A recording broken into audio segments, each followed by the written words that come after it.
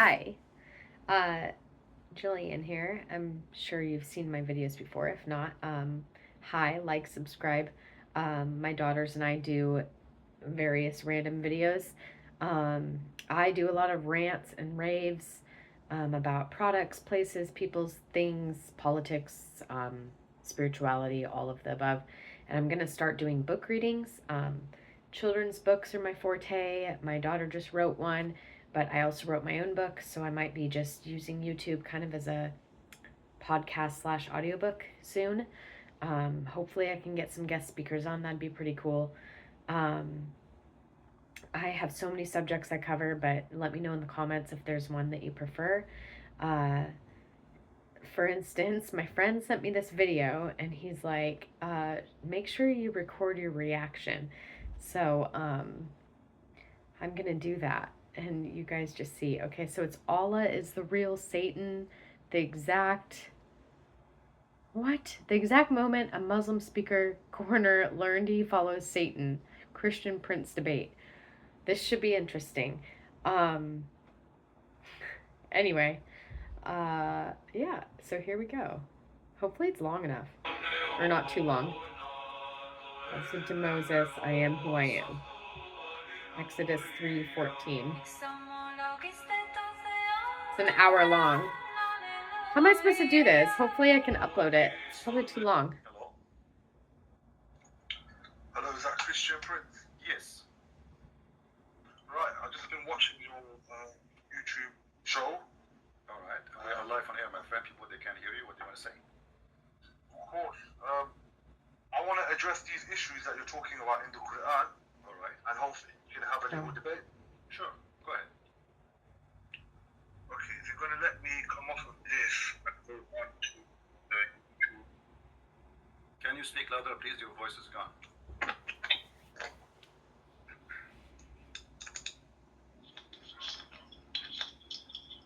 One second, sorry, I'm just getting some headphones in.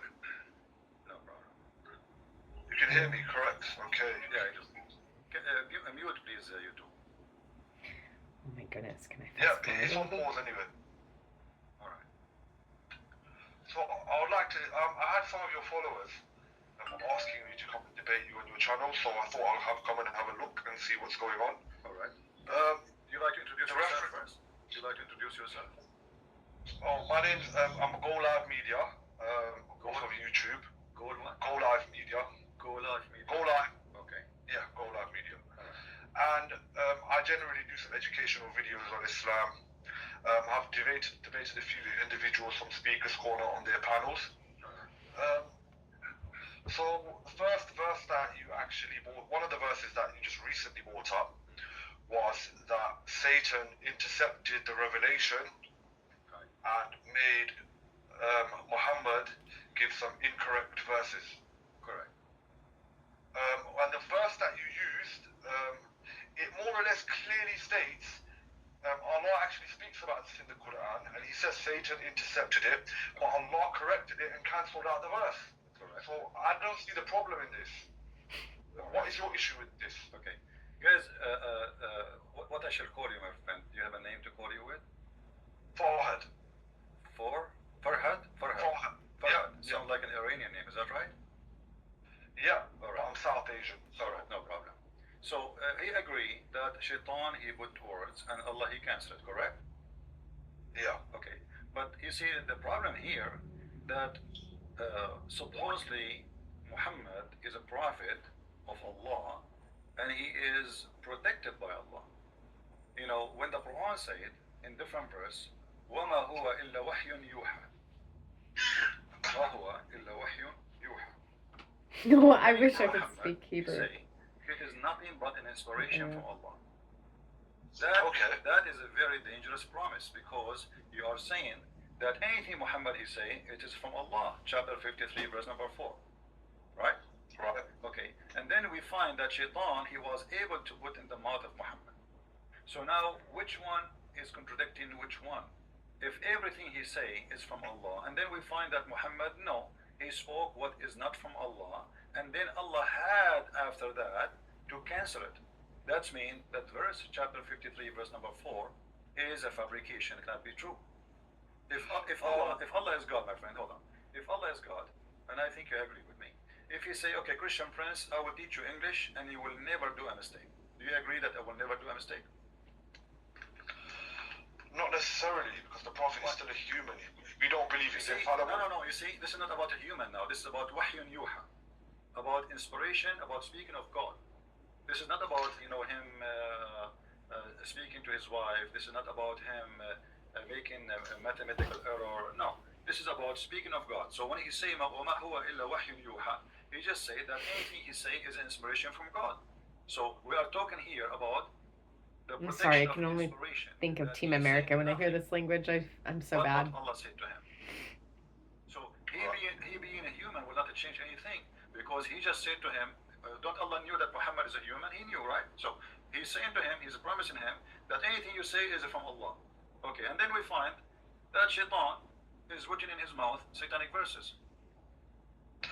Yes, because as Allah spoke about in the verse, that Shaitan intercepted the message from Gabriel to Muhammad while he was receiving revelation. And if Allah is saying this is possible, then we believe this is possible. But then Allah is also saying that He cancelled the verse out. Where it says it's possible? I don't see the problem. Where it says it's possible? The verse itself. The verse itself is saying that. No, the verse itself in front of you, my friend, it says that all the inspiration is coming from Allah, and it's not possible for anyone to fabricate. This is why if you go to different verses of the Quran, it says that if Muhammad invented anything in our name, we are going to cut his artery. You know that verse? Yes. Okay.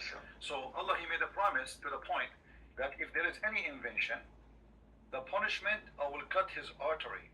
So there is the only way to do invention in the Quran is Muhammad trying to fabricate. But even if he tried to do that, I'm going to punish him and I'm going to kill him. Chapter 69, verse number 46. So there's no way any fabrication can come to the Quran, because even if it's the Prophet himself, I will cut his artery. And this is a promise from Allah. So here, Muhammad, he made it so clear, confirming again that nobody can intervene and nobody can put inside the Quran. And if you go back to the same verse, the one you agree with it's making it clear that we have a Quran already, which is satanic verses. Let me explain to you, my friend. If you go to the verse again and read it carefully, when the Quran said that, could you just give me the reference, please, and just help me quickly bring it up? Chapter 22, verse number 52. Okay. All right. I need to see it. Go to that verse, and you said with me and agreed that the Quran already, the Shaitan already put satanic verses in the mouth of Muhammad, correct? We did not send before you any messenger or prophet except that when he spoke or recited, Satan threw in it some misunderstanding.